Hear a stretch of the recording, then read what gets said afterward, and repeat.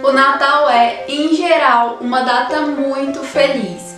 A família se reúne, come bastante, reclama das uvas passas nas comidas, ri das piadas ruins, troca presente, agradece pelo que se tem e lembra mais uma vez como é bom ter uma família. No entanto, nem todos os natais são felizes. E no caso da família Tidd, o Natal não poderia ter sido pior, pois o que era para ser uma data especial na cabine da família acabou se tornando um inferno quando a cabine foi invadida, pessoas foram mortas e outras sequestradas, numa história que definitivamente daria um filme. It didn't turn out that way. Behind the refrigerator came a frizzy-headed man in a gray sweatshirt with his pistol pointed at me. E para saber tudo o que aconteceu, fica comigo até o final.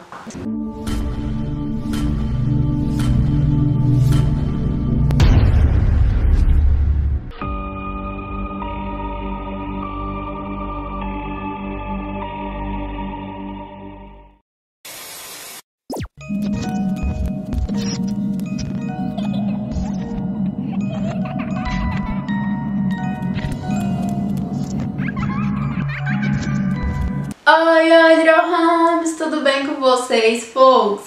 Bem-vindos ao Yellow Tape, o seu canal de crimes reais e histórias bizarras. Eu sou a JBB, a sua contadora de histórias criminais e casos polêmicos.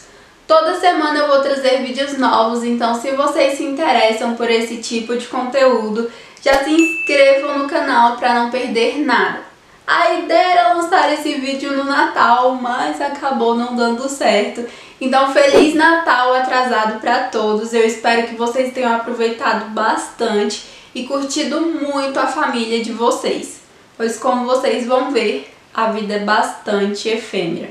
Eu juro que eu tentei encontrar uma história toda feliz pra gente. Afinal, era para ser um especial de Natal.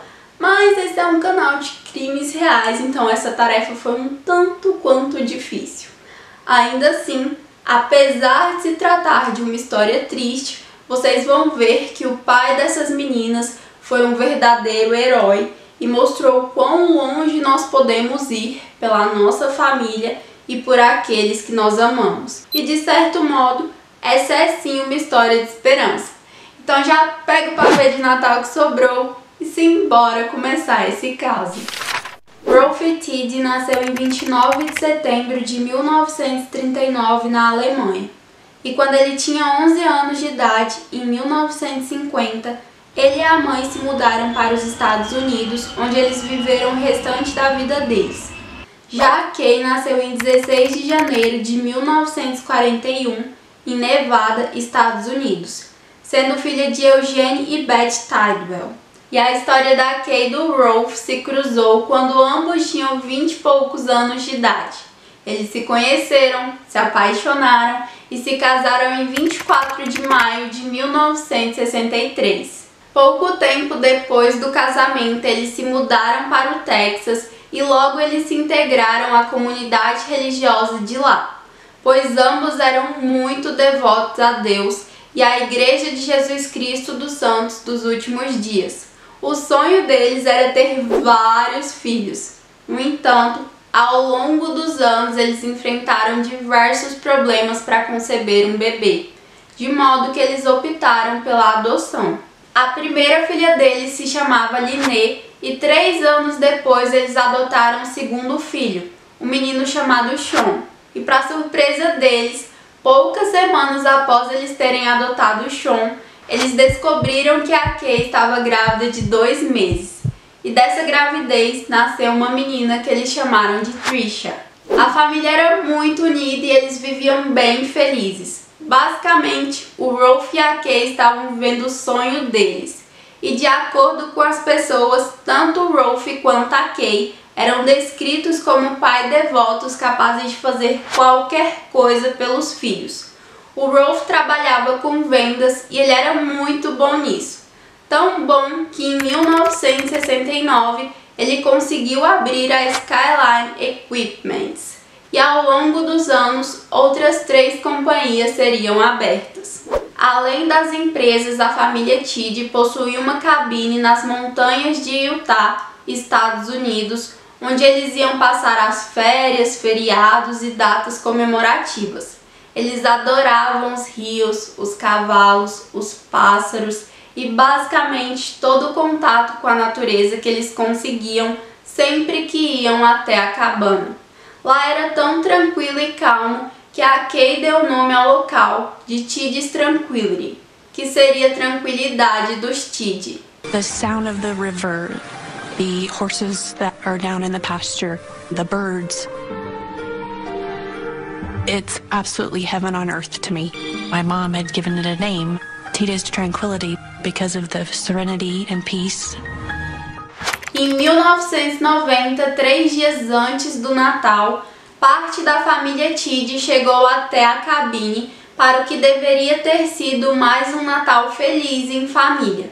Esse Natal na cabine já era praticamente uma tradição, com toda a família e amigos próximos reunidos. E eles sempre davam uma festa com direito a várias comidas, árvore de Natal, meias penduradas na lareira e troca de presentes. Todo mundo se empolgava nessa época e eles esperavam o ano inteiro por essa data. Mas antes da gente chegar nessa data, vamos retroceder um pouco. No dia 20 de dezembro, a Kay e o Sean viajaram de avião para Utah, onde eles foram recebidos pela irmã da Kay. Já o Rolf, a Linnea e a Trisha viajariam no dia seguinte, em 21 de dezembro, pois o Rolf e a Kay preferiam viajar separados, porque se alguma coisa acontecesse com um deles, pelo menos os filhos ainda teriam um dos dois para ampará-los. A cabine ficava numa área bem remota nas montanhas, a mais ou menos 4 quilômetros da rodovia. E no inverno só tinha como chegar lá utilizando snowmobiles, que são tipo quadriciclos próprios para a neve. Então, quando a Kay chegou nessa pequena cidade do Utah, foi exatamente isso que ela fez. Ela estacionou o carro a cerca de 4 quilômetros da cabine, pegou as coisas que estavam no carro e colocou dentro dos snowmobiles, e aí ela começou a subir as montanhas em direção à cabine. Quando ela estava quase na metade do caminho, ela se deparou com um jovem que parecia estar na casa dos 20 anos, andando a pé, com roupas nada adequadas para o clima. Era uma cena que destoava bastante, tanto pela vestimenta quanto pelo fato dele estar lá, pois, como eu disse, a cabine ficava numa área bem remota, nas montanhas, então não era muito comum encontrar pessoas por lá. A Kay estranhou aquilo e ela achou que talvez o jovem pudesse estar com problemas, de modo que ela resolveu parar o snowmobile e perguntar se estava tudo bem.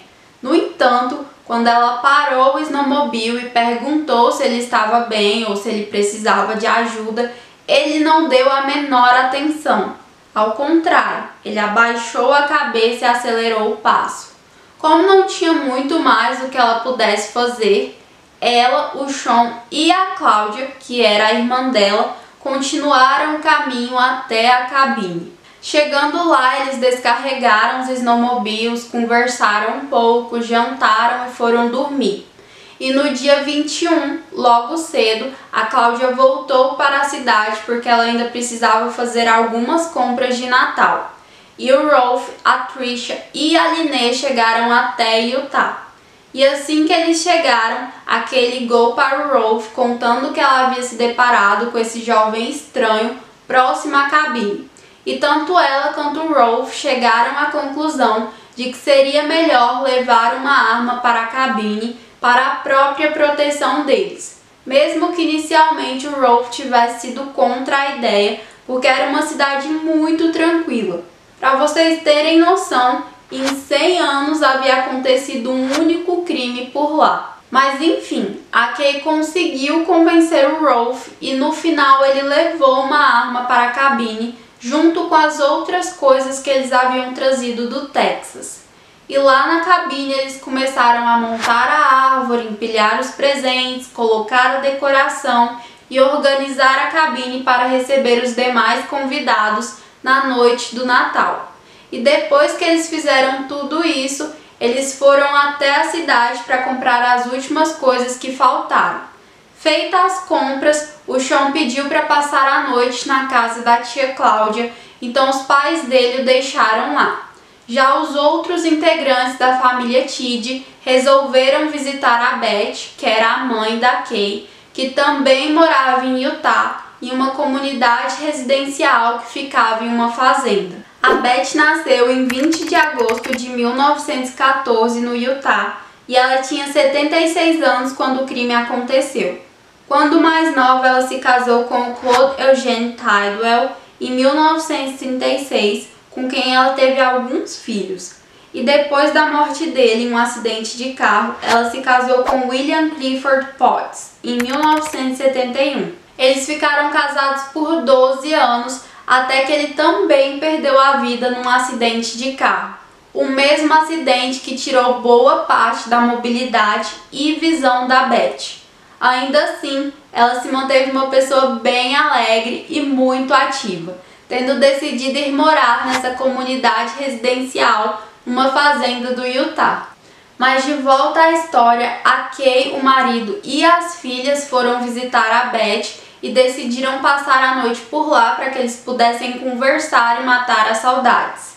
No dia seguinte, ou seja, em 22 de dezembro de 1990, 3 dias antes do Natal, a Kay, a Beth e a Lynette, que tinha 20 anos, voltaram para a cabine, enquanto o Rolf e a Trisha, que tinha 16 anos, ficaram lá na cidade para poder fazer as compras das coisas de última hora. E agora, indo para a cabine, a Lynette avistou uma sombra no quarto de casal dos pais dela e ela ficou bem feliz porque ela achou que fosse um dos primos dela que tivesse chegado mais cedo. Ela achou que ele quisesse surpreender a todos, então ela continuou fazendo as coisas dela. E aí, de novo, ela viu essa sombra lá na cozinha. No entanto, como eu disse, ela achou que fosse o primo dela, então ela não se assustou. And the first thought that popped in my mind was, oh, a cousin's here already, and was gonna jump out and say boo. Mas não era o primo dela. E essa sombra revelou-se como um homem armado que apontou a arma direto para a cabeça da Lynette. E em seguida, ele a obrigou a chamar a mãe e a avó. E enquanto a Kay ajudava a Beth a subir as escadas, elas foram rendidas por um segundo homem armado. A Kay imediatamente começou a implorar pela vida delas, mas o homem não a escutou e atirou nelas 5 vezes com uma pistola calibre 44.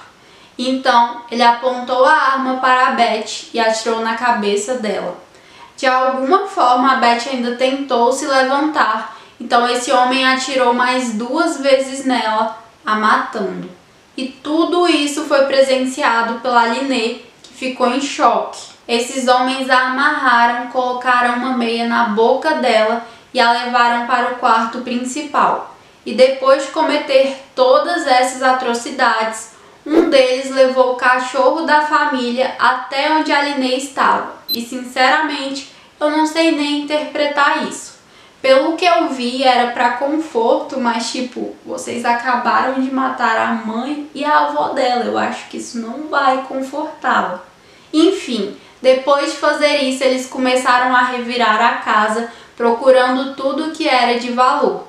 E depois que eles pegaram as coisas principais, eles levaram os corpos da Beth e da Kay para o pátio da cabine, onde eles cobriram os corpos com neve. E durante todo esse tempo, a Lynette estava desesperada lá no quarto, porque ela sabia que provavelmente sua mãe e a avó estavam mortas e a qualquer momento seu pai e irmã chegariam. E não deu outra. Por volta das 16 horas daquele dia, o Rolf e a Trisha chegaram de snowmobile até a cabine. E assim que esses homens escutaram o barulho dos dois chegando, eles pegaram a Lynette, que estava lá no quarto, e a levaram rendida até a porta da cabine. Quando o Rolf e a Trisha desceram dos snowmobiles, eles se depararam com os dois homens armados e com a Lynette amarrada e amordaçada. Assim que o Rolf a olhou nos olhos, ele sabia que a Kay e a Beth estavam mortas. Imediatamente ele largou tudo para mostrar que ele não representava um perigo e disse que eles poderiam pegar qualquer coisa, mas que por favor não machucassem nenhum deles. Todavia, assim como aconteceu com a Kay e a Beth, os homens não escutaram e o homem que estava rendendo a Lynette ordenou que o outro atirasse no Rolf. No entanto, 20 segundos se passaram e nada de tiro. Então o homem que estava rendendo a Lynette, que era o mesmo que havia matado a Kay e a Beth, resolveu ele mesmo atirar. Ele atirou, mas a bala não saiu. Ele tentou de novo, mas também não deu certo. Até que na terceira vez a bala saiu e acertou o Rolf direto no rosto. So then the other man restraining my sister pulled his gun out, pointed it at my dad, pulled the trigger. Once, click, no fire. Twice, click, no fire. And then the third one went off. That blast was so close I could feel it. E uma informação importante sobre esse caso é que esses dois homens já estavam na cabine há algum tempo antes da família voltar. Eles comeram, beberam, abriram os presentes, se sentiram em casa. Aliás, eles gravaram tudo isso com uma filmadora que eles haviam levado. Era como se realmente eles estivessem esperando a família voltar. E como eles haviam feito tudo isso, o DNA e as digitais deles estavam espalhados por todos os lugares. Ou seja, não faltavam evidências. E sabendo disso, eles bolaram um plano. Eles resolveram queimar a cabine inteira para que as evidências sumissem. A ideia era pegar o combustível que a família deixava na casa para abastecer os snowmobiles e usar esse combustível para atear o fogo na cabine. Então eles pegaram a gasolina, espalharam na cabine inteira, voltaram para onde o Rolf estava, deram um tiro na parte de trás da cabeça dele para se certificar de que ele havia morrido, espalharam gasolina no corpo dele, que era para que o fogo da cabine chegasse até ele, e então deixaram a cabine queimar. Depois disso, eles foram até as meninas e as obrigaram a abastecer os snowmobiles e colocar as coisas que eles haviam roubado dentro deles. E aí eles as obrigaram a dirigir até a cidade. Cada um deles foi com uma das meninas e quando eles chegaram na cidade, as meninas avistaram o tio delas. E as duas fingiram que não o conheciam. Elas simplesmente passaram reto. O tio estranhou um pouco aquilo, mas como elas eram adolescentes, ele achou que fosse normal e que elas apenas estavam com os namorados. Lá na cidade, eles as obrigaram a ir até o estacionamento onde o carro da família estava e colocar todas as coisas que estavam nos snowmobiles dentro do carro. E o tempo todo o cara que havia atirado na família delas ficava falando que ele era tão bom com facas quanto ele era com armas. Basicamente, as ameaçando. Eles então começaram a dirigir. Uma das meninas estava no banco do passageiro na frente e a outra estava no banco de trás. E tinha um homem próximo a cada uma das meninas. E enquanto eles dirigiam, eles passaram pelo tio Randy de novo. E ele acenou, gritou, mas as meninas continuaram fingindo que não o conheciam. Então ele percebeu que definitivamente tinha algo de errado. The car just drove right by me. I knew something's wrong. E enquanto ele processava isso, ele se deparou com um homem vindo de snowmobile na direção dele. Esse homem estava sem jaqueta, com o rosto todo inchado e sangrando muito. Mas como estava com uma temperatura negativa, o sangue meio que estava congelado no rosto dele.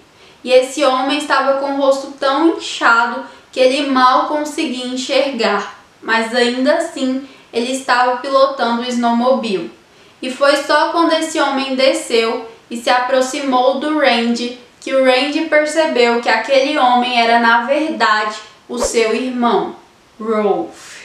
Milagrosamente, o Rolf conseguiu sobreviver aos 2 tiros e em parte isso deve ter acontecido porque uma das armas utilizadas pelos assassinos era uma arma de caça de pássaros, o que significa que a bala era composta por pequenas bolinhas de metal. E não me entendam errado, essa bala ainda é mortal, mas provavelmente aumentou a chance de sobrevivência do Rolf. E após ser atingido, o Rolf se fingiu de morto enquanto os atiradores jogaram gasolina nele, atearam fogo na cabine e levaram as 2 filhas dele. Tudo isso para que ele tivesse uma chance de talvez salvar as filhas.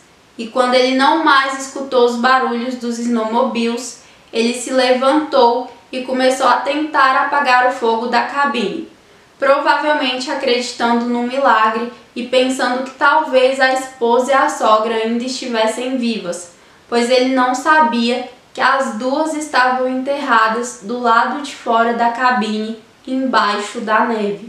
Ele tentou de todas as formas apagar o fogo, mas o fogo se alastrou muito rápido pela cabine devido ao combustível espalhado e o Rolf não teve a menor chance.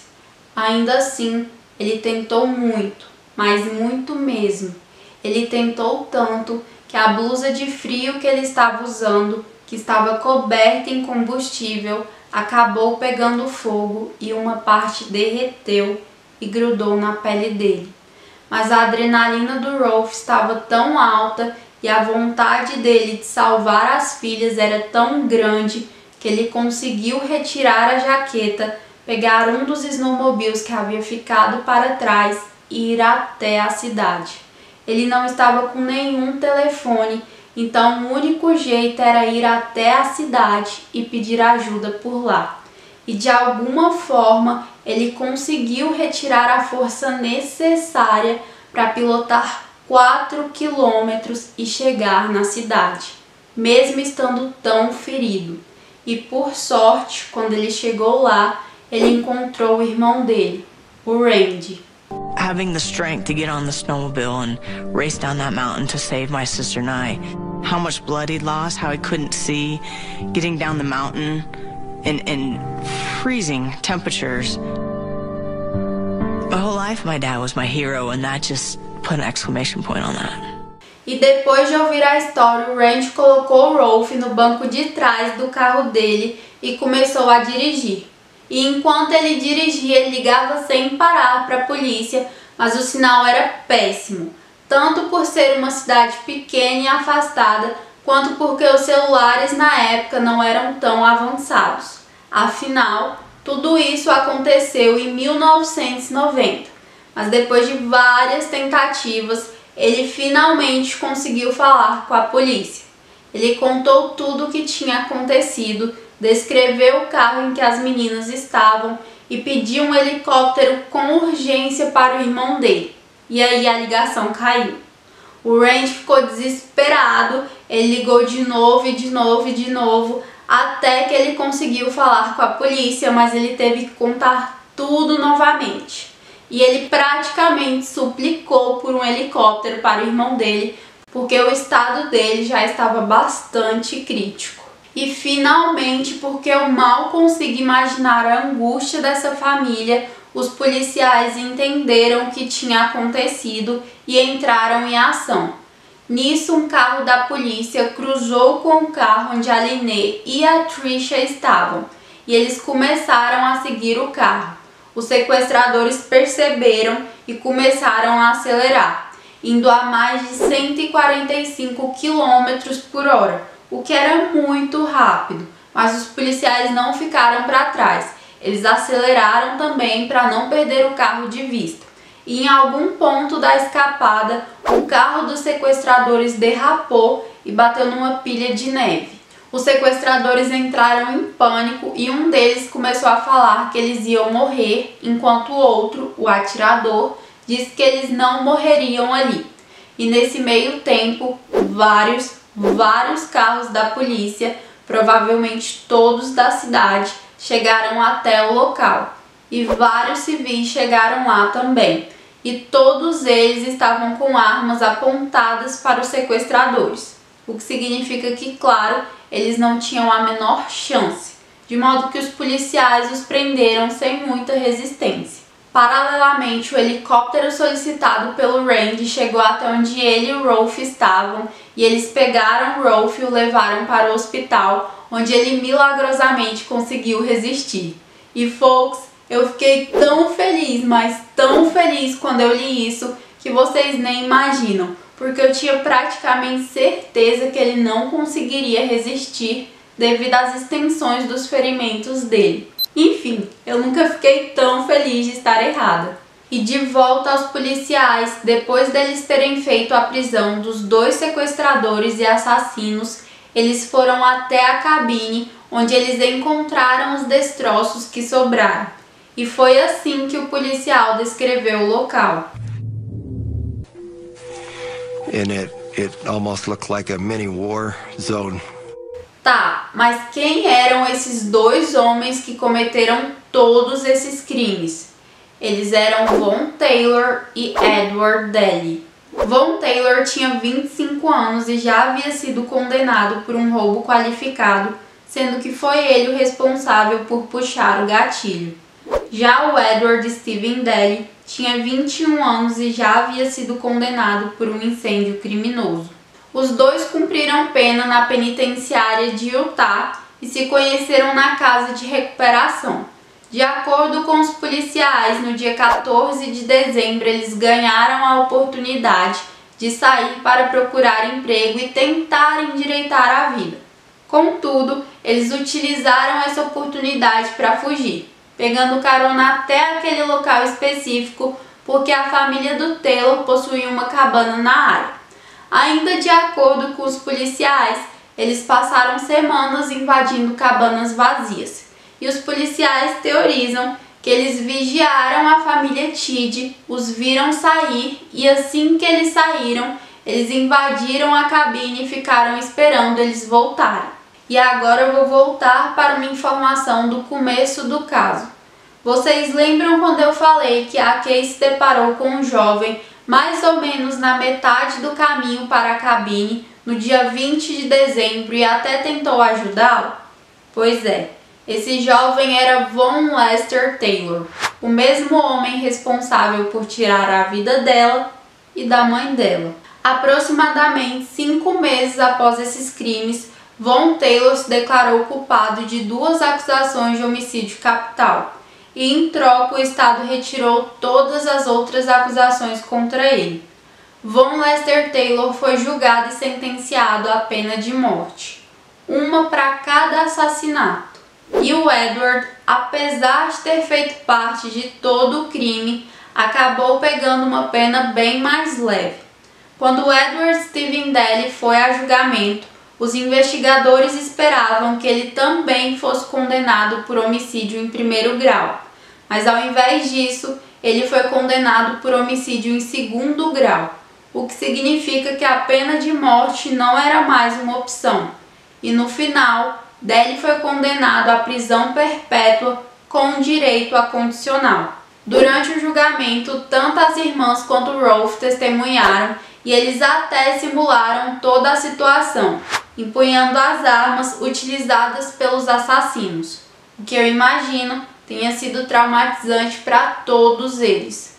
Atualmente, o Edward ainda está preso e é bastante improvável que ele vá receber liberdade condicional. E o Von Taylor, até 2013, ainda estava no corredor da morte. E uma curiosidade sobre esse caso é que no dia 22 de dezembro, antes dos trágicos acontecimentos, o Von Taylor ligou para um cara lá da casa de recuperação, contou a cidade que eles estavam, que eles haviam roubado armas, que eles haviam invadido a cabine dos Tidd, que eles estavam esperando os Tidd voltar, que eles matariam o Sean, a Kay e o Rolf, e então utilizariam a Lynette e a Trisha como escudos humanos até eles chegarem em Nova York. Esse cara contou para os policiais, mas os policiais não fizeram nada. Ainda assim, o Estado não foi considerado culpado porque existem leis que o protegem nesse tipo de situação. E agora as atualizações sobre o caso. O Edward escreveu uma carta para a Lynette em 2001, se dizendo arrependido e pedindo perdão. E 10 anos depois, após ler essa carta várias vezes, a Lynette respondeu, o perdoando. O Sean se casou e teve 2 filhos, e ele se tornou um vendedor, assim como o pai. A tia Christine escreveu um livro relatando a morte da irmã e o impacto que isso causou na vida de todos da família. A Lynette se casou com um amigo de infância após se divorciar de um casamento que não deu certo. Ela diz que o Nathan, seu marido, mudou a vida dela, que ele abriu o coração dele e deu a ela a liberdade de fazer o mesmo. Juntos eles têm uma família de 9 filhos. A Trisha é divorciada e tem 2 filhas, sendo que hoje ela fala que olhando nos olhos das filhas, que ela vê tanto a mãe quanto o pai. Ela também diz que o que aconteceu na cabine não a define, mas que aquilo faz parte de quem ela é. Quanto ao Rolf, o herói dessa história, ele se casou 3 vezes após o falecimento da esposa, sendo que a última esposa, aquela que voltou a fazê-lo feliz, era a melhor amiga da Kay enquanto ela ainda estava viva. O Rolf reconstruiu a cabine e fez dela um lugar ainda melhor. Ele viveu uma vida plena, cercado pelos amigos e pela família, até 2008, quando ele faleceu de câncer com sua família ao seu lado. De acordo com a Trisha, o Edward e o Taylor tiraram a vida da mãe e da avó deles, mas eles não tiraram aquilo que elas amavam.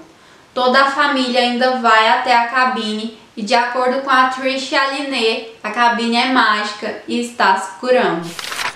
É isso, Little Homes, eu espero que vocês tenham gostado, pois apesar de trágica, eu considero essa história uma história de esperança e milagres. Feliz Natal atrasado para todos, feliz Ano Novo adiantado, abracem a família de vocês, não deixem de se inscrever e até a próxima!